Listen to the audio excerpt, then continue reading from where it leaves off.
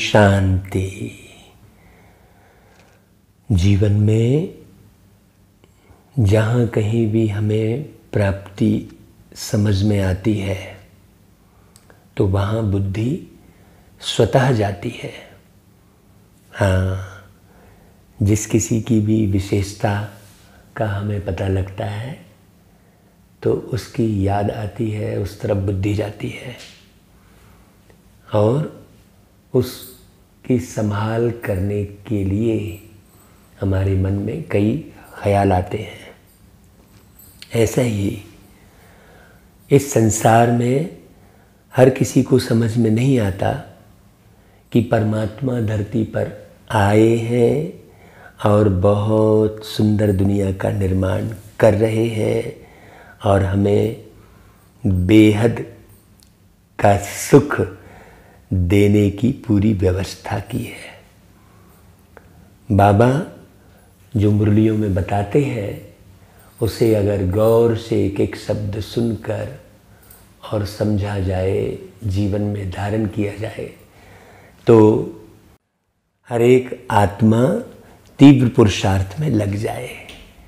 तो देखो 16 मार्च 2021 की वाणी में प्यारे बाबा कहते हैं, मीठे बच्चे शिव बाबा के इस रचे हुए रुद्र यज्ञ की तुम्हें बहुत बहुत संभाल करनी है।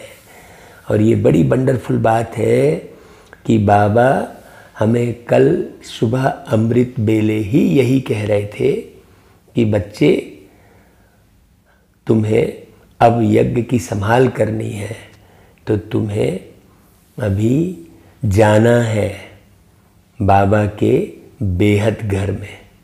ये कल ही बाबा कह रहे थे और आज मुरली में भी बाबा ने वही बात कह दी। हाँ, बाबा कहते हैं देखो यह है बेहद का यज्ञ स्वराज्य पाने के लिए। भाई इस रुद्र यज्ञ का रिस्पेक्ट किन बच्चों को रहेगा? हाँ, जो इस यज्ञ की विशेषताओं को जानते हैं।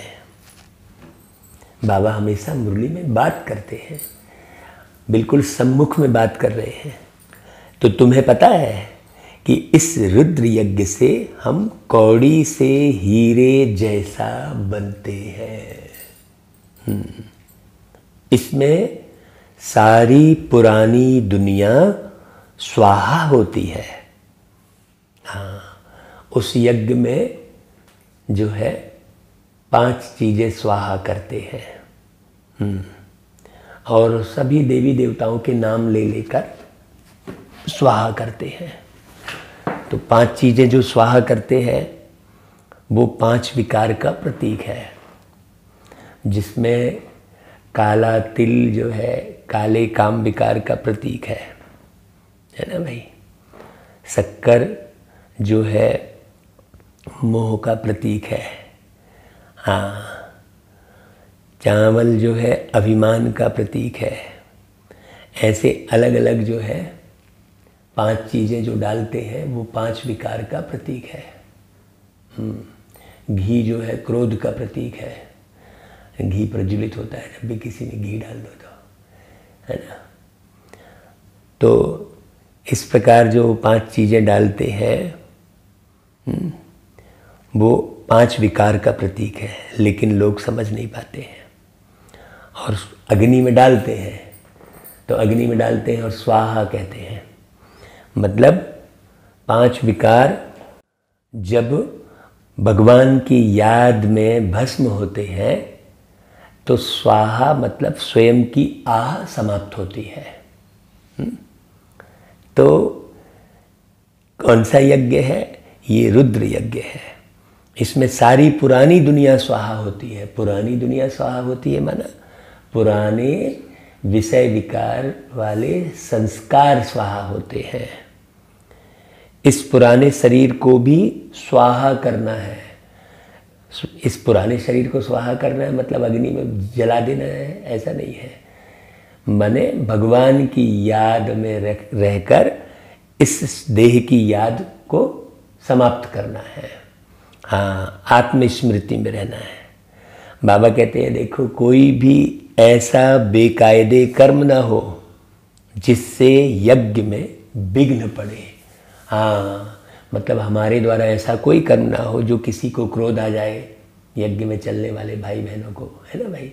हमारे द्वारा ऐसा कोई कर्म ना हो जो बदनामी हो यज्ञ की, है ना।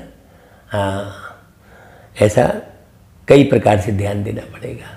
हमारी दृष्टि ऐसी खराब मत हो, क्योंकि मूल बात दृष्टि की संभाल करनी होती है। ये दृष्टि बड़ी चंचल होती है, तो दृष्टि की चंचलता को समाप्त करना।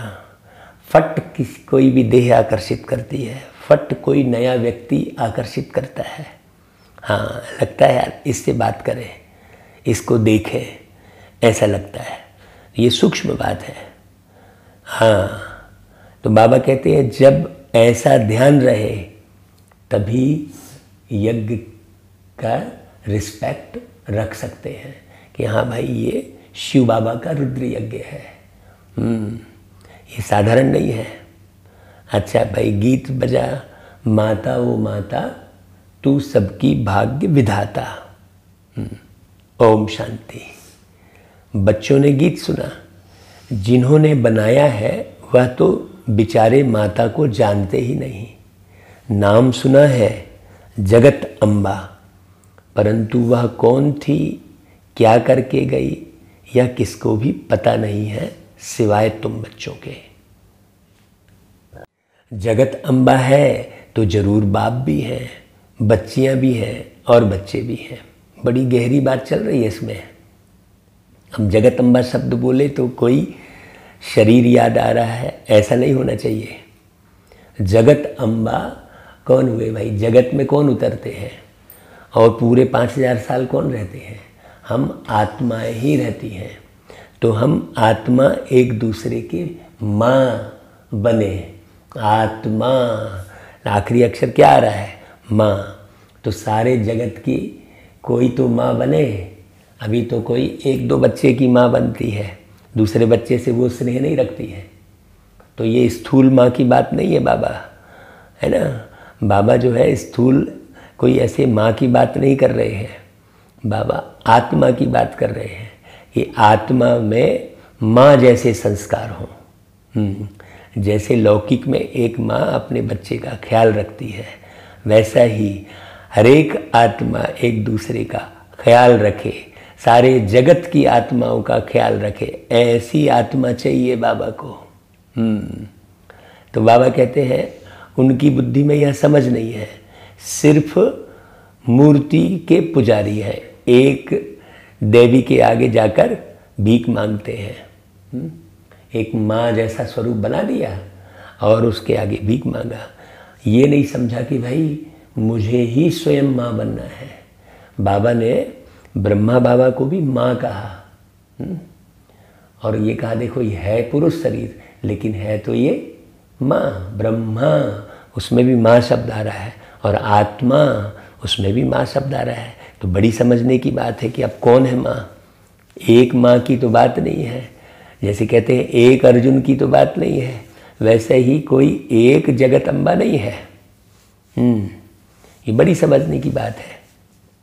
नहीं तो हमारे सामने, उनके सामने वो चित्र आएगा दुर्गा लक्ष्मी आदि का, माँ कहेंगे तो, और ज्ञान में चलने वालों के आगे वो जो जगत अम्बा दिखाए हैं वो चित्र आएगा।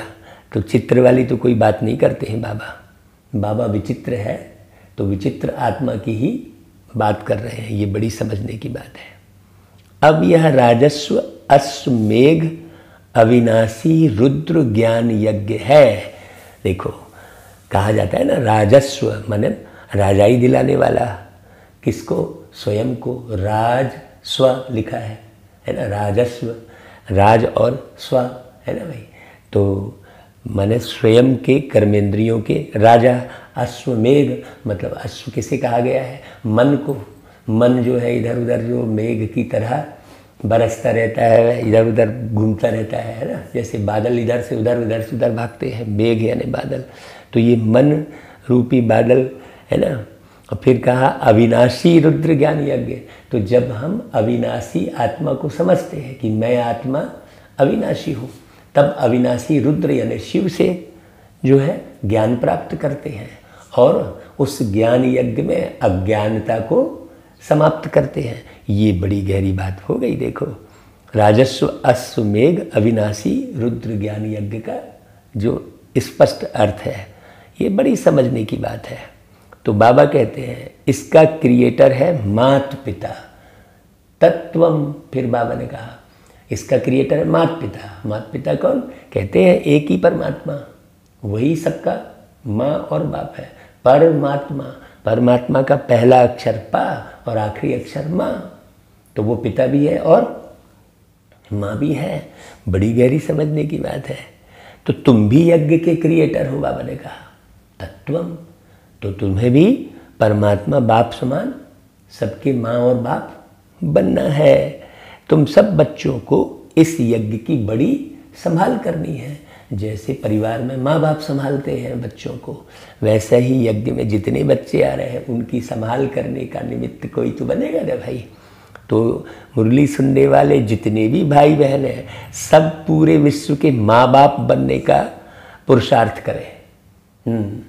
क्योंकि हम तो थोड़े से हैं ना भाई, माँ बाप तो दो ही होते हैं, बाकी परिवार बहुत बड़ा होता है ना। ऐसा ही अगर पूरे विश्व की आत्माओं की बात की जाए तो हम विश्व की आत्माओं के माँ बाप, हम ब्राह्मण बहुत थोड़े से हैं।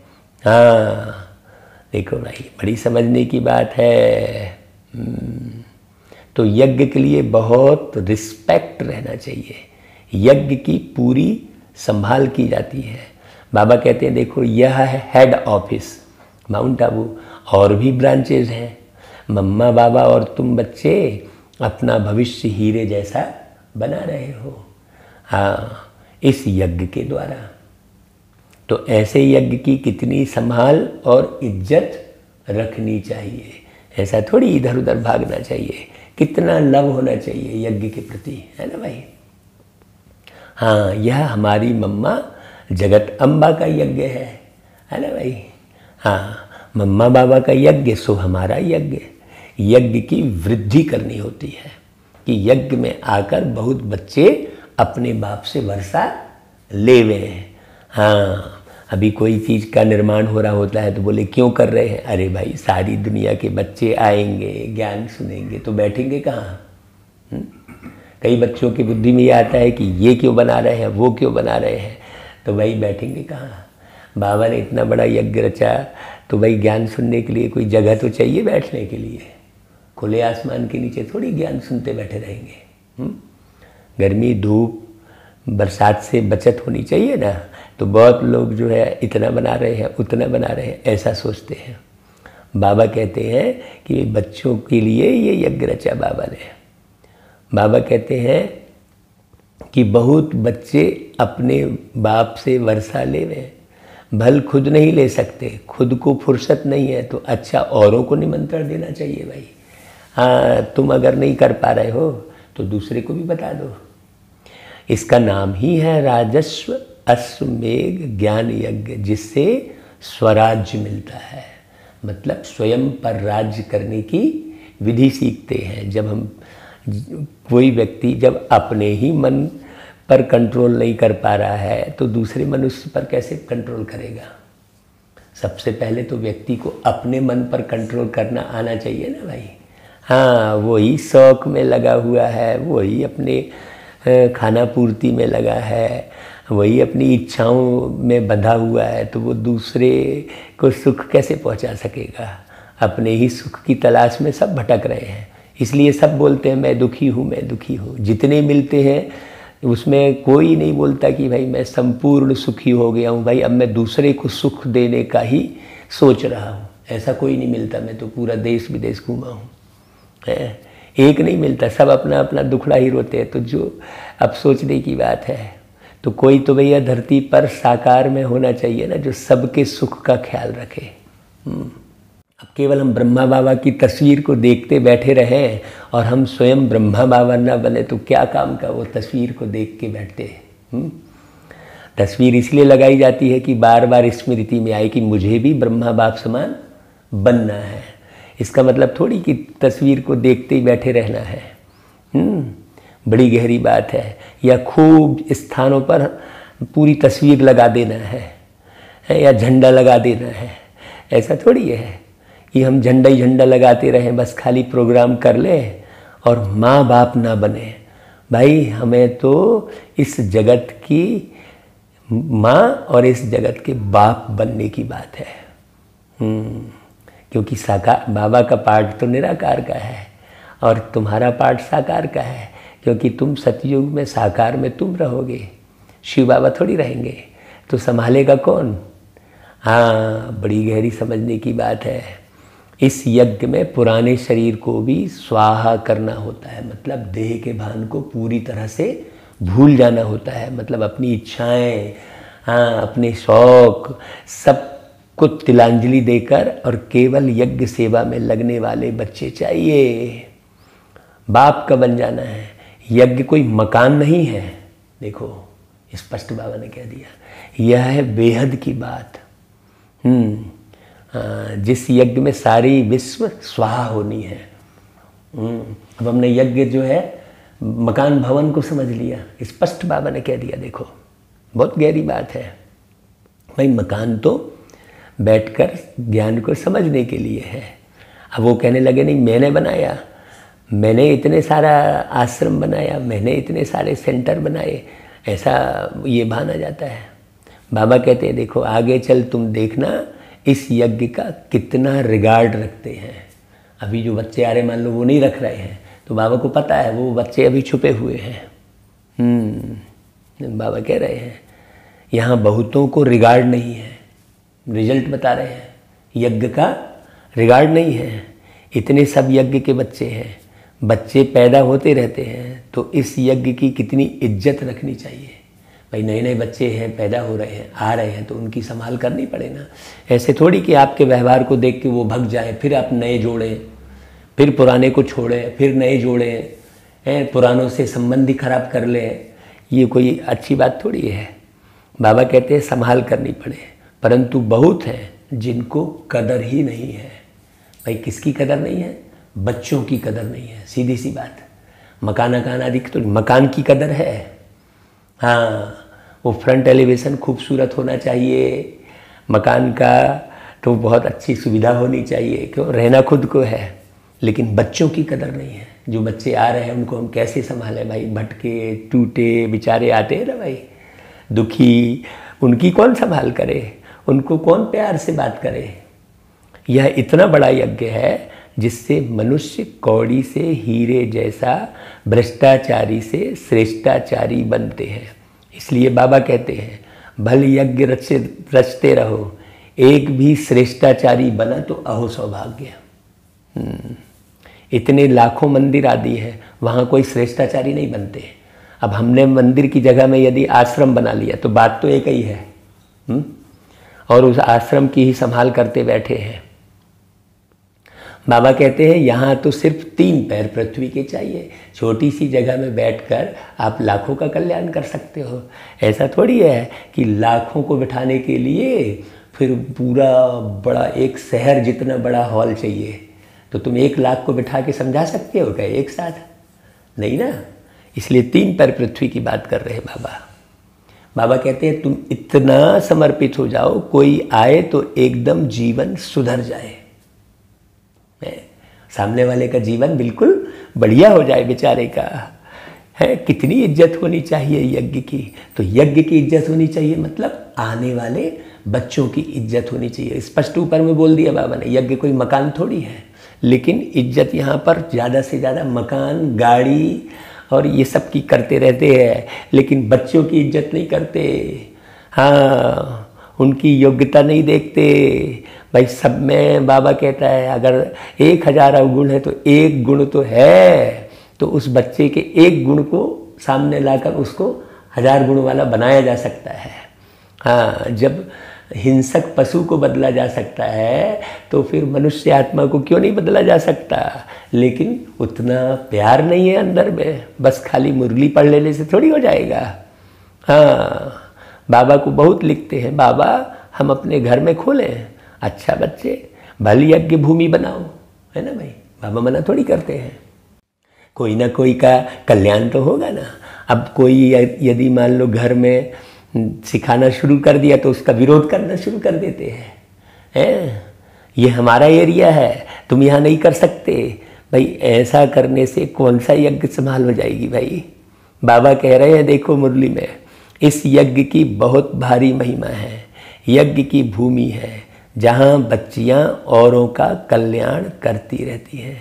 ऐसे यज्ञ का बहुत मान चाहिए भाई। ऐसे यज्ञ का मान चाहिए माने शिव बाबा का तो मान चाहिए, लेकिन शिव बाबा के पास आने वाले बच्चे का भी मान चाहिए ना भाई। हाँ, परंतु ज्ञान पूरा ना होने के कारण इतना रिगार्ड नहीं है भाई। कैसे चलेगा यज्ञ, बच्चों के द्वारा ही तो चलेगा ना। हाँ, यज्ञ में विघ्न डालने वाले बहुत हैं, बाबा को सब मालूम है। अभी दादी भी अव्यक्त हुई है, तो जब भी कोई आत्मा इस देह को छोड़कर अव्यक्त होती है ना तो उसे सब पता लग जाता है। जब दादी प्रकाश मणि जी भी अव्यक्त हुई थी तब गुलजार दादी के तन में आकर बोला था कि मैं जब शरीर छोड़ी तो मैंने देखा कि सब तरफ गंध लगी पड़ी है। ऐसा दादी प्रकाश मणि जी ने कहा था। और अभी गुलजार दादी ने शरीर छोड़ा है तो मुझ आत्मा को दादी का बहुत गहरा अनुभव हो रहा है। हाँ, दादी को अभी अव्यक्त सेवा में बाबा लगाए हैं। बड़ी गहरी बात समझने की है। हाँ, हमको तो बहुत कशिश होती है भाई कि कौन बच्चे इस बात को समझ जाए। कई बार हमको आंसू आते हैं भाई, यह शिव बाबा का यज्ञ है तो माता पिता इकट्ठे हैं, इन मम्मा बाबा से तो कुछ भी नहीं मिलता। देखो स्पष्ट बाबा कह रहे हैं, बेहद के बाप से ही सब कुछ मिलता है। अब हम यहीं अटक गए। हाँ, वह एक है, बेहद का बाबा एक शिव बाबा है। बेहद का, देखो बेहद का प्यार करने वाला है, उसका प्यार कभी खत्म नहीं होता, चाहे कोई बच्चा कैसा भी हो। अगर शिव बाबा ना हो तो कोई की संभाल हो ही ना पाए, क्योंकि शिव बाबा समान कोई बनता ही नहीं है। बाबा कहते हैं, मम्मा बाबा कहा जाता है शरीरधारी को, निराकार को तो शरीर है नहीं। तो बाप कहते हैं कि साकार का भी मुरीद मत बनो, स्पष्ट बोल रहे बाबा। माँ में कब याद करो। अभी तो भाई कितने जगह फंस जाते हैं, घर में मकान में। बाबा की मुरली बड़ी गहरी चल रही है, मतलब तुम घर में मकान में सेंटर में इधर उधर किसी भाई बहन में बुद्धि को लटकाओ मत, ना अच्छाई में ना बुराई में, है ना भाई। हाँ, अच्छाई को चुपचाप ग्रहण करो और बुराई को देखते भी ना देखो, सीधी सी बात है। अब ऐसा करोगे तो शिव बाबा याद आएगा। बाबा यही कह रहा है, माँ में कम याद करो। यह बाबा भी मुझे याद करते हैं, जिनके तन में बाबा आए हैं। चित्रों में दिखाते हैं, राम कृष्ण ब्रह्मा आदि सब उनको याद करते हैं, दिखाते हैं ना भाई। रामेश्वरम में रामचंद्र जी याद कर रहे हैं, गोपेश्वरम में कृष्ण जी याद कर रहे हैं, है ना भाई। हाँ, तो बाबा कहते हैं ऐसे याद करते हैं, लेकिन ऐसे है नहीं भाई। राम कृष्ण तो जो है कृष्ण जी सतयुग में, रामचंद्र जी त्रेता युग में, है ना भाई। बड़ी गहरी बात है। ब्रह्मा संगम युग में। अब ये ज्ञान नहीं होने के कारण लोग बत बोलते हैं, वहाँ तो कोई याद करते नहीं है भाई। सतयुग त्रेता में उनको प्रारब्ध मिल गई, बस फिर उनको याद करने की क्या दरकार है। हम पतित बने हैं, हमको ही पावन बनने के लिए याद करना है। तो पावन कौन है भाई? पावन एक शिव बाबा है। तो हमेशा हमको किसकी याद में रहना चाहिए? अंदर अंदर शिव बाबा की याद में रहना चाहिए। तो अंदर आपकी शिव बाबा की याद है तो आपके मुख से शिव बाबा के गीत निकलते रहेंगे, बाबा बाबा निकलता रहेगा, बाबा का ज्ञान ही निकलता रहेगा। फिर इधर उधर का सामने वाला चर्चा भी करेगा मान लो, तो हम उस चर्चा को बदल के किसकी चर्चा शुरू कर देंगे? बाबा की चर्चा शुरू कर देंगे। हाँ, नहीं तो फिर हम उसके इधर उधर की चर्चा में लग गए। नहीं तो सारी दुनिया में जो भी व्यक्ति तुमसे मिलेगा वो क्या बोलेगा? वो यही बोलेगा, अरे मेरा शरीर खराब है, तो मेरा रिलेशन में ऐसा खराब है, तो मेरे को धन की कमी है, यही तो सुनाएगा वो। और हम उसके उसमें लग गए। वो या तो फिर किसी की निंदाचारी करेगा, या तो नेताओं की निंदा करेगा, या तो इधर उधर की करेगा, या घर परिवार की करेगा, यही तो करेगा है। या तो दुख होकर आपके सामने में रोने लग जाएगा। तो हमको क्या करना है? हमको उसकी बातों में नहीं आना है। यदि मुझे बाबा की याद रहेगी तो हम उसको बाबा की याद दिलाएंगे। हाँ, महिमा एक की है, उनके सदके इनका मान है। किनका? ब्रह्मा बाबा का। तुमको कोई भी देहधारी को याद नहीं करना है। अभी हम देहधारी की ही चक्रपट्टी में लगे रहते हैं। देहधारी से उनका परिचय मिलता है, लेकिन याद उनको करना है। बाबा भी देहधारी है, सब परिचय देते हैं, परंतु बहुत ऐसे भी बेसमझ बच्चे हैं जो कहते हैं हम तो डायरेक्ट शिव बाबा की प्रेरणा से ज्ञान ले सकते हैं। ऐसा भाई प्रेरणा की तो बात नहीं है। ब्रह्मा बाबा के तन में शिव बाबा आए हैं। हाँ, तो यज्ञ की संभाल करनी है, बोला ना बाबा ने ऊपर। अगर ऐसा होता तो फिर इस रथ में उनको आने की क्या दरकार पड़ी है। हाँ, भक्ति में भी तो रथ दिखाते हैं ना, 5 घोड़े वाला। उसमें अर्जुन भी बैठा है, श्री कृष्ण जी भी बैठे हैं, दिखाता है ना। तो भाई रथ कौन सा है? ये शरीर ही रथ है ना। हाँ, और ये पूरा कुरुक्षेत्र बन गया है। व्यक्ति कर्म क्षेत्र को क्या कर लिया? कुरुक्षेत्र बना दिया। तो बाबा कहते हैं भाई रथ तो चाहिए। ऐसे भी हैं जो समझते हैं साकार से हमारा क्या काम। बाप कहते हैं मन मना भाव, उनको याद करो, परंतु थ्रू तो इनके कहते हैं ना बाबा। फिर नंबरवार रिगार्ड रखना होता है। रिगार्ड वही रखेंगे जो नंबरवार गद्दी पर बैठने वाले होंगे। मम्मा बाबा पहले बैठेंगे राजगद्दी पर, फिर उनको फॉलो करना है। बहुत प्रजा बनानी पड़े, पद भी बहुत ऊंचे है, डरने की तो कोई बात ही नहीं है इसमें भाई। एरोप्लेन में कोई नए चढ़ते हैं तो जैसे कि डरते हैं। बाबा उदाहरण लिया, देखो कोई तो देखो चंद्रमा के ऊपर जाते रहते हैं। सारी प्रैक्टिस की बात है ना भाई। उतने ऊपर जाके भी नहीं डरते कई, और कई यहीं बैठे बैठे डरते रहते हैं। बाबा कहते हैं कि चंद्रमा पर गए, परंतु उनसे फ़ायदा कुछ भी नहीं होना है, यह तुम जानते हो। वह समझते हैं कि मून के ऊपर भी राजधानी बनाएंगे, परंतु यह कुछ भी होना नहीं है। आज तक बनी क्या राजधानी? कितने बरस हो गए मून पर गए लोगों को, न बन सकती है कभी। वहाँ रहने के लिए जगह ही नहीं है, क्या करेंगे भाई? वहाँ हवा पानी कुछ नहीं है। शरीर चलाने के लिए तो हवा पानी सब चाहिए ना। तो बाबा कहता है ये डाउनफॉल है ना, इसलिए सब ऐसा कर रहे हैं, बुद्धि इधर उधर भटका रहे हैं, कहाँ कहाँ है। डाउनफॉल और राइज को भी बच्चे समझते हैं। चित्र भी है, यह लक्ष्मी नारायण राज्य करते थे। आज तो देखो भारत कितना गरीब है भाई, यह तो रियल बात है ना, आर्टिफिशियल तो नहीं है ना भाई। भारत गरीब है तो दिख रहा है ना। भिखारियों की संख्या कितनी बड़ी है, चाहे जो जिससे मांगते खड़ा है। आप रास्ते में चले जाओ तो मांग रहे हैं। हाँ, बाबा कहता है इन्होंने तो खुद ही लिखा है, तो यहाँ सीढ़ी में दिखाना चाहिए। वहाँ हीरो के महल चमकते हैं, यहाँ फिर कौड़ियाँ दिखानी चाहिए। आगे कौड़ियाँ चलती थी, हाँ अभी तो नोट बना लिए हैं, बीच में तो कौड़ियाँ चलती थी ना भाई, उस है ना, गुरुद्वारों में कौड़ियाँ रखते थे। अब तो कोई पैसा भी नहीं रखते होंगे। सीढ़ी तो बहुत अच्छी है, इसमें बहुत कुछ लिख सकते हो। मम्मा बाबा के साथ बच्चों का भी चित्र हो, और ऊपर में आत्माओं का झाड़ भी। नए नए चित्र रेडी होते जाएंगे, बाबा कह रहा है। समझाने में भी सहज होगा। डाउनफॉल कैसे होता है, फिर राइज कैसे होता है। तो भाई ठीक है, चित्र तो बनाए, लेकिन हमारा चरित्र भी बिल्कुल एक्यूरेट वैसे ही बनना चाहिए। बाबा कहता है हाँ, हम निराकारी दुनिया में जाकर फिर साकारी दुनिया में आते हैं। समझाने में बड़ा सहज है भाई, ये तो समझाने में तो बड़ा सहज है, लेकिन क्या वैसा हम बन रहे हैं? समझाने में बड़ा सहज है, बाबा ने बीच में बोला। क्यों बोला? कि ये सब तो समझाने में बड़ा सहज है, लेकिन हम बन रहे हैं क्या वैसा? समझते नहीं है तो समझा जाता है, तकदीर में नहीं है। हम इसके क्या करेंगे? हालांकि तकदीर वाली ऐसी कोई बात है नहीं, जो ओटे सो अर्जुन। हाँ, ऐसा कोई भाग्य आग्य वाली बात नहीं है। तुम काम करो और अपनी पगार लो। है भाई, एक सर्वेंट महीने भर जब नौकरी करेगा तो उसकी पगार बन जाती है। ड्रामा को साक्षी को देखा जाता है। साक्षी स्थिति भी चाहिए। क्यों? क्योंकि हम ड्रामे के राज को पूरा जान रहे हैं। साक्षी स्थिति नहीं रहेगी तो फिर फंस गए।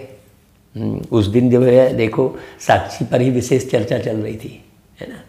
हाँ, बच्चों को यज्ञ की बहुत रिस्पेक्ट होनी चाहिए। यज्ञ का एक पैसा भी बगैर पूछे उठाना व माता पिता की छुट्टी बगैर किसको देना, यह महान पाप है। तुम तो बच्चे हो, कोई समय भी कोई भी चीज़ मिल सकती है, जास्ती लेकर क्यों रखना चाहिए भाई? हाँ, बाद में काम आएगा, ऐसा क्यों सोचते हैं? पता नहीं ना मिले तो अंदर रखने से बाद दिल खाती है, क्योंकि बेकायदे काम है ना। चीज़ तो तुम्हें कभी भी मिल सकती है। बाप ने कहा है अंत काल अचानक कोई भी मर तो सकते हैं, तो अंत समय जो पाप किए होंगे वह कीचड़ पट्टी सब सामने आएगी। इसलिए बाबा हमेशा समझाते हैं अंदर में कोई दुविधा नहीं रहनी चाहिए। बड़ी गहरी बात है, कोई भी दुविधा नहीं रहनी चाहिए। आप कुछ भी करते रहोगे ना तो अंदर में दुविधा रहेगी। हाँ, दिल साफ होगी तो अंत घड़ी कुछ भी सामने नहीं आएगा। इसलिए अंदर पूरा साफ कर लेना चाहिए। किसी के प्रति भी मैल नहीं होनी चाहिए, कोई इच्छा नहीं होनी चाहिए, है ना भाई।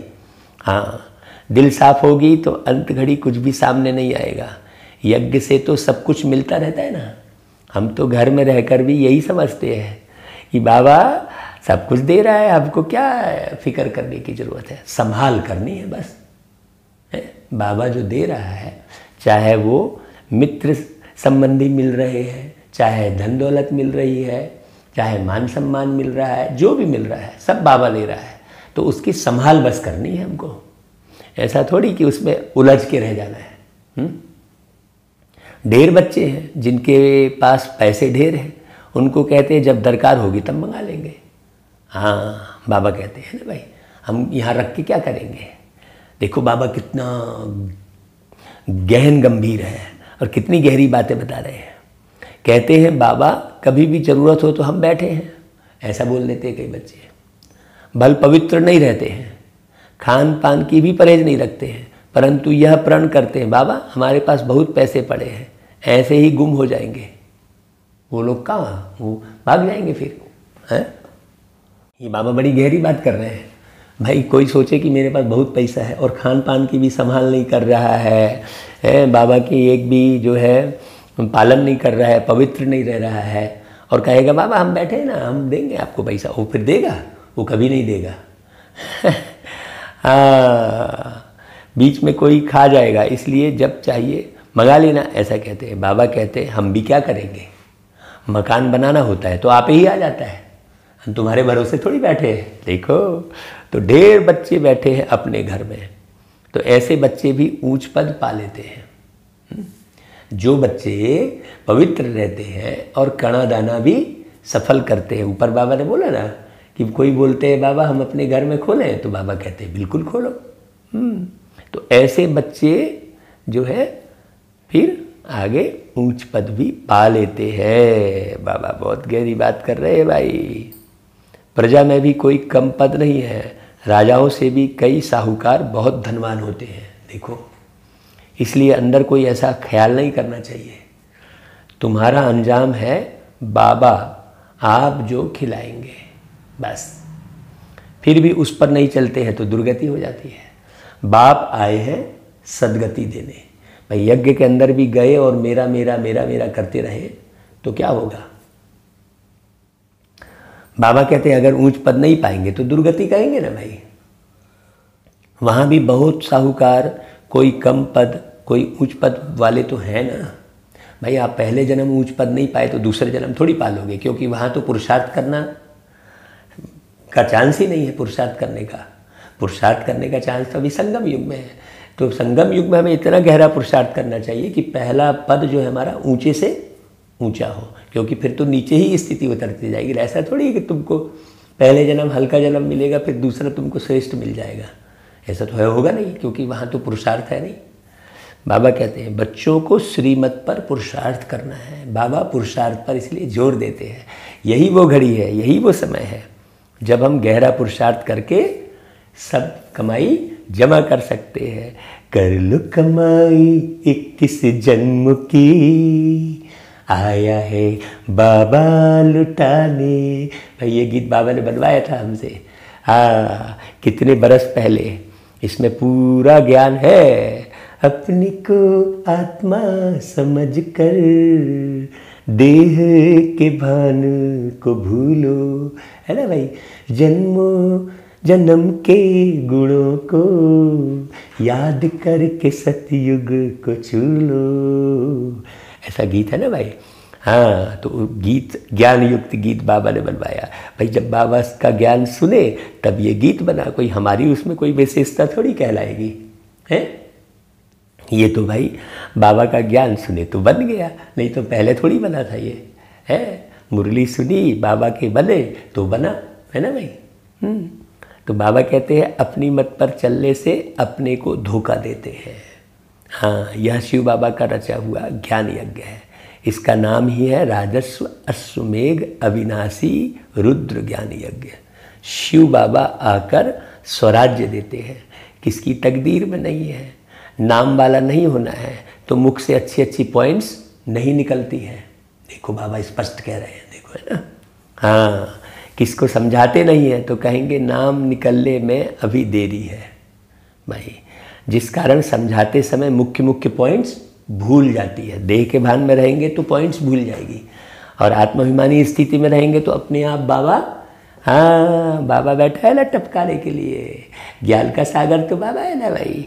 तो तुम बाबा को बाजू में रखोगे अपने, तो सारा ज्ञान अपने आप निकलेगा और तुम्हारा फिर नाम वाला होगा। भाई मतलब नाम वाला करना अच्छी बात है ना, लेकिन अच्छे कार्य में नाम वाला हो ना भाई तुम्हारा। बाबा थोड़ी कहते हैं कि नहीं तुम अपना नाम वाला नहीं करो, है। हाँ भाई, बाबा का नाम वाला होगा तो कहेंगे भाई कहाँ से सीखा, तो हम कहेंगे बाबा ने आपको सिखाया भाई। हाँ, तो बाबा कहते हैं यह भी समझाना चाहिए, यह राजस्व अश्वमेघ अविनाशी रुद्र ज्ञान यज्ञ है। स्वराज्य पाने के लिए बोर्ड पर भी लिख सकते हो, इस यज्ञ में पुरानी दुनिया सब स्वाहा हो जाती है। हाँ, मैंने इस यज्ञ में मतलब पार्टिकुलर किसी मकान में थोड़ी, बार बार याद करना, ऊपर बाबा ने स्पष्ट बोला है।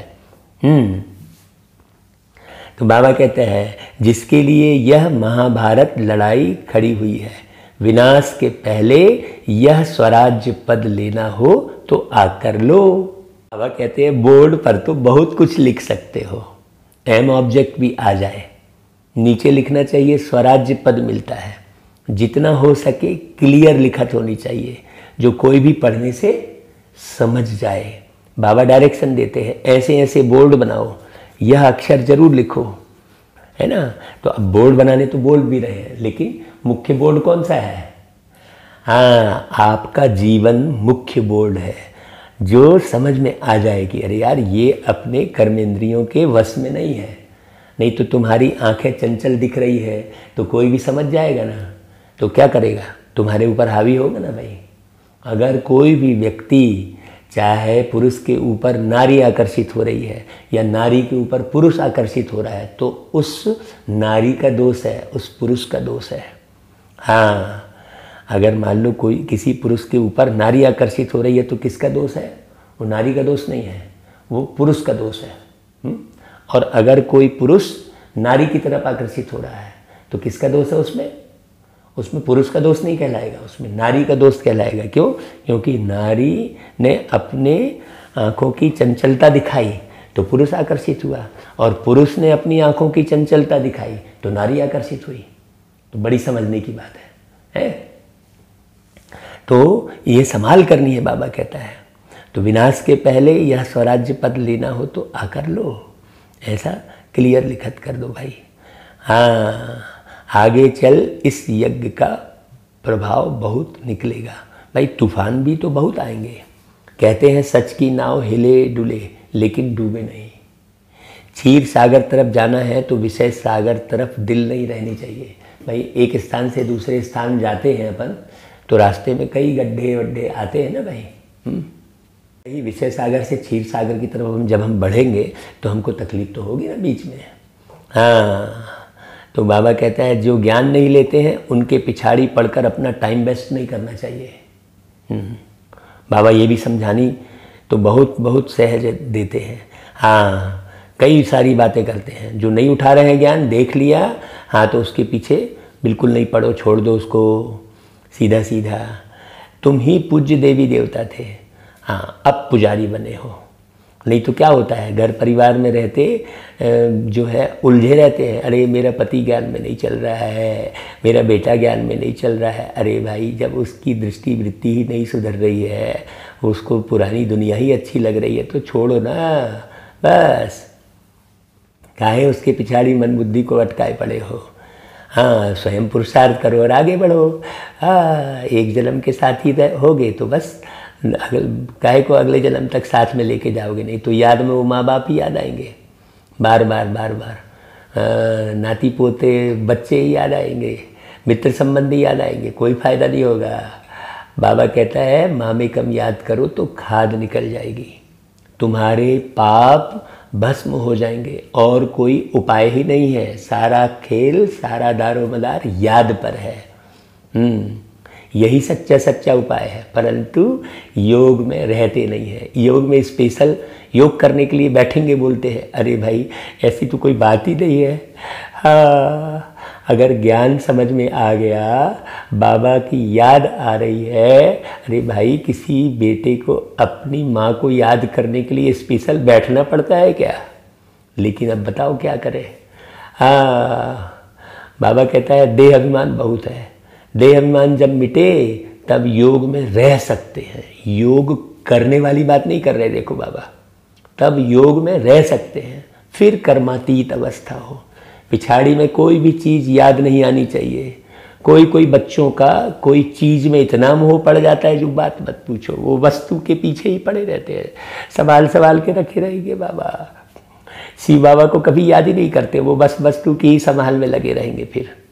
हाँ, ऐसे बाप को पर्प जली याद करना है। पर्प जली मतलब खास याद करना है। बाबा सारे शब्द यूज करते हैं, देखो कोई क्यों अलग अलग शब्द बना रखे हैं ना, तो बाबा को भी बोलना पड़ता है तब ना समझे। आप कोई खास शब्द को नहीं समझेगा तो बाबा पर्प जली आज नया शब्द बोले हैं। देखो बाबा सब कुछ सिखाते हैं। कहा जाता है हथ काट दे दिल याद दे, ऐसे बहुत मुश्किल किसको याद रहता है। बाबा कहता है चलन से ही पता पड़ जाता है। यज्ञ का रिगार्ड नहीं रहता। इस यज्ञ की बड़ी संभाल रखनी चाहिए। संभाल की गोया बाबा को खुश किया, हर बात में संभाल चाहिए। गरीबों की पाई पाई इस यज्ञ में आती है, जिससे वह पदमपति बनते हैं। हाँ, तो भाई उस धन को कितना संभालना चाहिए, सोचने की बात है।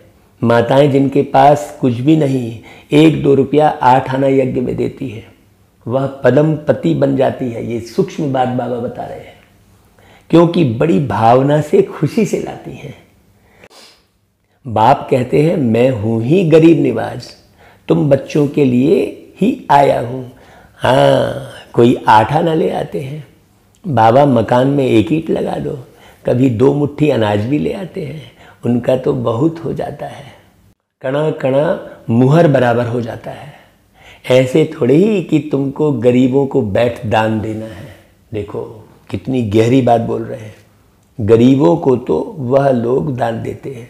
ऐसे तो दुनिया में ढेर गरीब हैं, सब आकर यहाँ बैठ जाएं तो माथा ही खराब कर दे गए हैं। ऐसे तो बहुत कहते हैं हम यज्ञ में समर्पण हो, परंतु संभाल कर लेना होता है। ऐसा ना हो यज्ञ में आकर उधम मचावे।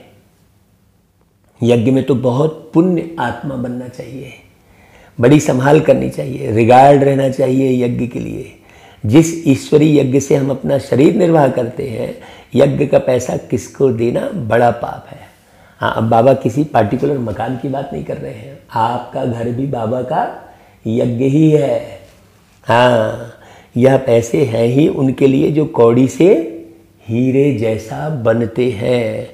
हम आपको कितनी गहरी बात बताएं, कितना गहरा अनुभव सुनाएं कि भाई हमने एकदम 100% ये अनुभव कर लिया है कि भाई जो बाबा ने छोटा सा परिवार बनाया है वो बाबा ही चलाते हैं। हाँ, हम सदैव ईश्वरी सर्विस में हैं। बाकी गरीबों आदि को देना, यह दान पुण्य तो जन्म जन्मांतर करते आए हो। हाँ, अभी तो आत्मा को पावन बनाने के लिए खर्च करना चाहिए, ज्ञान यज्ञ के लिए। इसलिए भाई कोई गीत में बदल जाए तो गीत रिकॉर्डिंग कर लेते हैं भाई, कि चलो कोई गीत सुन के ही वो हो जाए। तो भाई भागवत कथा का विचार मन में दिया बाबा ने कि चलो भाई कोई भागवत कथा सुन के बाबा का ज्ञान समझ ले, कोई राम कथा सुन के समझ ले। ऐसे कई उपाय करते रहते हैं भाई, बाबा कराता रहता है। बाबा कहते हैं ऐसे दान पुण्य तो जन्म जन्मांतर करते आए हो, गरीबों को दान देना कहते हो, उतरते उतरते पाप आत्मा ही बनते गए हैं। वास्तव में कैसे गरीब को और कैसा दान देना है। हाँ भाई, जो करोड़पति अरबपति है और चिंता से भरा हुआ है, जमाने भर की उसके अंदर में बुराइयां और आदतें खराब हैं, वो गरीब है। हाँ, उस पर भी रहम आना चाहिए। हाँ, बाबा कहते हैं। और कोई गरीब भी ऐसा ही है, सारे अवगुण भरे पड़े हैं। और कई जो स्थूल धन से रईस है, उनके अंदर भी सारे अवगुण भरे पड़े हैं। तो फिर अब समझने की ज़रूरत है कि गरीब कौन है। अब यज्ञ के अंदर में भी आए और मैं करते रहे तो वो गरीब ही है बेचारा, उसके ऊपर तो रहम ही करना पड़े। तुम बच्चे सबको बाप का परिचय देने के लिए छोटे छोटे गांव में भी प्रदर्शनी करते रहो। एक गरीब भी निकल आए तो वह भी अच्छा है, इसमें कोई खर्चा तो है नहीं। हाँ, बाबा बहुत आइडिया दे रहे हैं। लक्ष्मी नारायण ने यह राजाई पाई, क्या खर्चा किया? कुछ भी नहीं। विश्व की बादशाही पाने के लिए खर्चा तो कुछ भी नहीं किया। वह लोग आपस में कितना लड़ते हैं, बारूद आदि पर कितना खर्च करते हैं। बहुत गहरी गहरी बातें कर रहे हैं बाबा। बाबा की मुरली में बहुत गहराई है। अगर मुरली के एक एक लाइन का अर्थ बताना शुरू करें तो सही में सारा दिन लग जाएगा। मुरली से तो दिल ही नहीं हटता। क्यों? क्योंकि मुरली में बहुत गहरी बात होती है। हाँ, बाबा कहते हैं यहाँ तो खर्चे की कोई बात ही नहीं है। बिगैर कौड़ी खर्चा सेकंड में विश्व की बादशाही लो।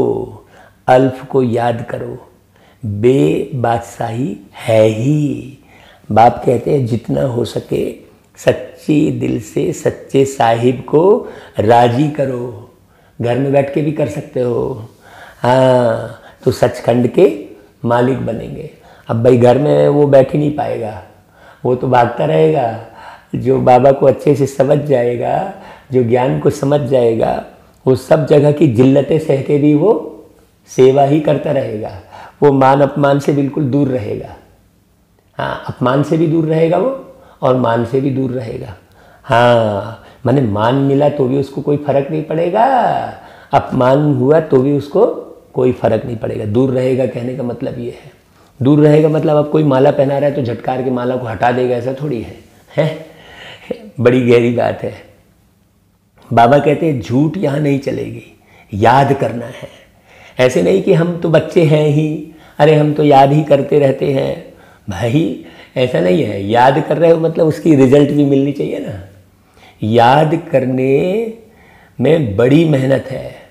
हाँ, कोई विकर्म किया तो बड़े घोटाले में आ जाएंगे। क्यों? यहाँ पर छोटा सा भी विकर्म किया ना तो बहुत बड़ी सज़ा मिलेगी, बुद्धि ठहरेगी नहीं। कौन सी सज़ा? सज़ा कौन सी कहलाएगी? बुद्धि ठहरेगी नहीं।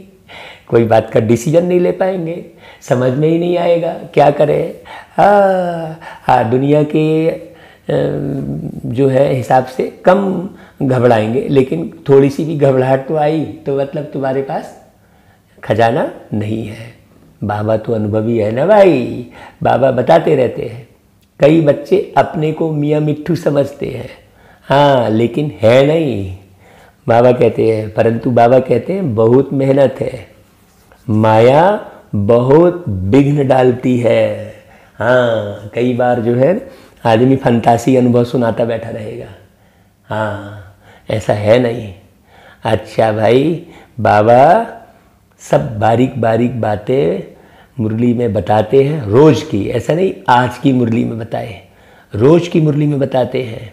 हमें किसी भी तारीख की मुरली सुन लेना चाहिए। हाँ, तारीख का भी इंतज़ार नहीं करना चाहिए कि अरे आज की मुरली नहीं आई, ऐसा नहीं सोचना चाहिए। आज की मुरली ऐसा करते नहीं बैठे रहना चाहिए। हर मुरली में बाबा ने बहुत गहन गंभीर बातें बताई हैं। अच्छा भाई, बाबा फिर याद प्यार देते हैं। हाँ देखो, बाबा समझानी भी देते हैं, सावधानी भी देते हैं, और सिकीलदे बच्चों प्रति माता पिता बाप दादा याद प्यार भी देते हैं, और हमेशा गुड मॉर्निंग करते हैं। गुड मॉर्निंग माना सतयुग। है ना भाई, रूहानी बाप की रूहानी बच्चों को नमस्ते, और हम रूहानी बच्चों की भी रूहानी माता पिता बाप दादा को याद प्यार, गुड मॉर्निंग और नमस्ते। हाँ भाई, अच्छा, फिर धारणा के लिए मुख्य सार, बहुत बारीक पॉइंट समझना। अपने इस रुद्र यज्ञ का बहुत बहुत रिस्पेक्ट रखना है भाई। रिस्पेक्ट कौन रख सकेगा? जो अशरीरी अवस्था में होगा, जो हमेशा बाबा की याद करता रहेगा। हाँ, यज्ञ का वातावरण बहुत शुद्ध पावरफुल बनाने में सहयोगी बनना है भाई। आपका घर भी यज्ञ है। हाँ, ये बड़ी समझने की बात है। इसकी प्यार से संभाल करनी है। हाँ, यज्ञ कोई, बाबा ने कह दिया स्पष्ट, यज्ञ कोई मकान नहीं होता है। आपका घर भी यज्ञ है। यदि आपने बाबा को जान लिया है, पहचान लिया है, तो अब कोताही मत बरतो। दूसरी पॉइंट, अपने पास कुछ भी छिपा कर नहीं रखना है ना। अब ये जो है बहुत गहरी बात हो गई। न कोई बुराई छिपा कर रखनी है अपने अंदर, न अपनी कमी कमजोरी छिपा कर रखनी है, न कोई पाप छिपा कर रखना है, न कोई वस्तु छिपा कर रखनी है ना भाई। हाँ, न कोई बात छिपा कर रखनी है। दिल साफ तो मुराद हासिल। कोई भी बात छिपा कर नहीं रखनी है। हाँ, कहीं भी मुझे है, किसी की बात समझ में नहीं आई है, किसी का व्यवहार समझ में नहीं आया, तो उसी से बात कर लो, भैया मुझे आपका व्यवहार थोड़ा समझ में नहीं आया, प्लीज़ हमको थोड़ा बताओ, है ना। हाँ, इस यज्ञ की कौड़ी कौड़ी अमूल्य है। मतलब जो वस्तु है वो भी अमूल्य है ना भाई। जो व्यक्ति है जुड़ रहे हैं वो भी अमूल्य है। हाँ, है ना भाई। जो स्थूल धन है वो भी अमूल्य है, और जो ज्ञान धन है वो भी अमूल्य है। एक एक व्यक्ति अमूल्य है। सब आ गया इस यज्ञ की कौड़ी कौड़ी अमूल्य है में, सब आ गया। इसलिए एक कौड़ी भी व्यर्थ नहीं गंवानी है। इसकी बुद्धि में, है ना, सहयोग देना है। हाँ, अच्छा भाई, फिर वरदान सुनते हैं बाबा का। देखो, बहुत ही प्यारा वरदान है, बहुत बारीकी से सुनना भाई। कारण को निवारण में परिवर्तन कर सदा आगे बढ़ने वाले समर्थी स्वरूप भव। हाँ, ज्ञान मार्ग में जितना आगे बढ़ेंगे उतना माया भिन्न भिन्न रूप से परीक्षा लेने आएगी। क्यों? क्योंकि यह परीक्षाएं ही आगे बढ़ाने का साधन है, न कि गिराने का। हाँ, लेकिन निवारण की बजाय कारण सोचते हो तो समय और शक्ति व्यर्थ जाती है। कारण के बजाय निवारण सोचो, और एक बाप के याद की लगन में मगन रहो, तो समर्थी स्वरूप बन निर्विघ्न हो जाएंगे। बहुत गहरी बात है। बाबा ने जो मुरली में कहा कि भाई किसी के पीछे माथा खराब नहीं करना है, मतलब किसी को छोड़ नहीं देना है। हाँ, अगर मान लो कोई व्यक्ति समझ नहीं रहा है तो उससे नफरत नहीं करने लग जानी है। समझ नहीं रहा है और तुम्हारा माथा खराब हो रहा है यदि, है ना, तो समझाना बंद कर दो, और नहीं तो बहुत प्यार से समझाते रहो। ऐसा नहीं है, मैंने खराब से खराब व्यक्ति भी बहुत बढ़िया बन सकता है भाई। भक्ति मार्ग में दिखाया है, वाल्मीकि जी डाकू थे और कितने बड़े जो है फिर संत बने। हाँ, कि ब्रह्मा ने उनको जो है साक्षात्कार कराकर और सारा कार्य कराया, वाल्मीकि ऋषि को, ऋषि बने। तो ऐसा नहीं है कि नहीं समझेंगे। हाँ, कोई नहीं समझ रहा है और तुम्हारा माथा खराब हो रहा है तो तुम छोड़ दो उसको, है। हाँ भाई, कोई नहीं समझ रहा है और तुम्हारा माथा खराब हो रहा है मतलब तुम्हारे में कोई कमी है ना भाई। वो नहीं समझने वाला तो चलो नहीं समझ रहा है, लेकिन तुम्हारा माथा खराब हो रहा है मतलब तुम्हारे में कोई कमी है, इसलिए बाबा छोड़ दो कहता है। छोड़ दो मतलब नफरत थोड़ी करने लग जाओ। बड़ी गहरी समझने की बात रहती है बाबा की। हाँ, वरदान भी बहुत बारीक बारीक समझने का रहता है। मैंने इसमें जो 4-6 लाइन का जो वरदान है, जो डिटेल बताई है, इसे आप जब 10-20 बार सुनेंगे तो और नए नए अर्थ आपको समझ में आएंगे। ऐसा नहीं है कि भाई हमने जो आपको भावार्थ सहित मुरली सुना दी तो यही पूरा हो गया। भाई आपको भी उसमें निकालना है। हाँ, हमको बाबा ने जो जो टचिंग दी वो हमने आपको बता दी। आप भी तो है, सबके सहयोग से सुखमय संसार। हाँ, सबकी बुद्धि है, सब ज्ञान स्वरूप है। हाँ, बाबा ने जो 7 गुण बताए उसमें ज्ञान भी तो है, तो सबके अंदर ज्ञान है। तो किसी को ना तो कमज़ोर समझो, है ना भाई, ना जो है खूब ऐसा हाई फाई समझ के उस पर आकर्षित हो जाओ, है। ये नहीं भाई तू ही सब कुछ है मेरा, ऐसा कहना नहीं है। तू ही सब कुछ है मेरा कौन? वो है बाबा। हाँ, फिर चाहे यहाँ कोई कितना भी होशियार हो, लेकिन ये नहीं हमारी बुद्धि में आना चाहिए कि यार यही सब कुछ है। हाँ, उसी के पीछे लग गए। सारी दुनिया में यही तो भूल हुई ना, है। गुरु के पिछाड़ी भागे, फिर गुरु के पिछाड़ी भागे, फिर दूसरा गुरु किए, फिर गुरु। बाबा का भी मिसाल है ना, ब्रह्मा बाबा का, कि 12 गुरु किए। अब बताओ, है ना, ये भटकने की बात कहलाई ना। हाँ, एक परम सदगुरु तो परमात्मा शिव बाबा है। फिर चाहे कोई कितनी भी विशेषता वाला हो, चाहे कोई कितने भी अवगुण वाला हो, किसी को अवॉइड नहीं करना, किसी को महान नहीं समझने बैठ जाना।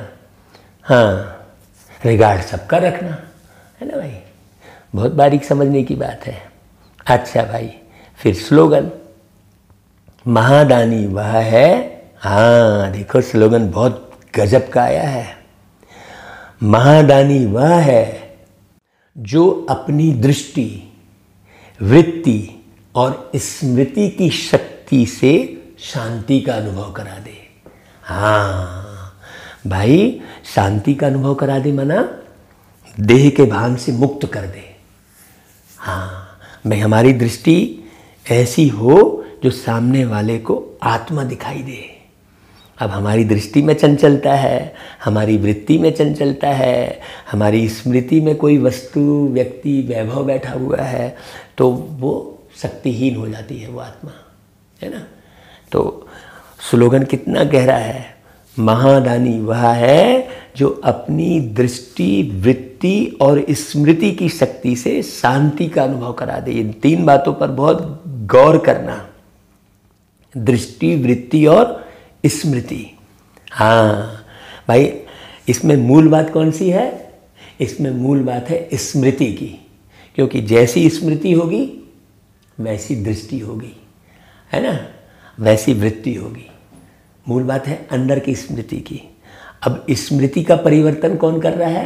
शिव बाबा कर रहे हैं आपको, है ना। 63 जन्म तो आप कौन सी स्मृति में थे, और उसी स्मृति के आधार पर आपकी दृष्टि और वृत्ति बनी थी। अब स्मृति का परिवर्तन करने के लिए अब हमें बाबा को ही देखना, बाबा को ही सुनना, है ना भाई, बाबा को ही साथी बनाना अपनी स्मृति में। ये करना पड़ेगा, ये पुरुषार्थ है।